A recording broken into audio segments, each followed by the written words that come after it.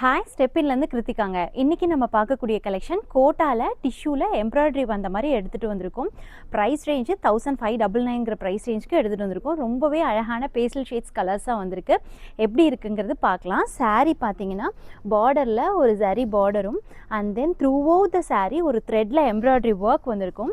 இந்த சாரீ ஒரு half and half design. இந்த மாதிரி ஃபுல் எம்ப்ராய்டரி பார்ட் வந்து மேலேயும் அண்ட் தென் கீழே நம்ம ப்ளீட்டில் வந்து பார்த்திங்கன்னா இந்த மாதிரி வந்து வருங்க. அண்ட் இதோட பல்லு வந்து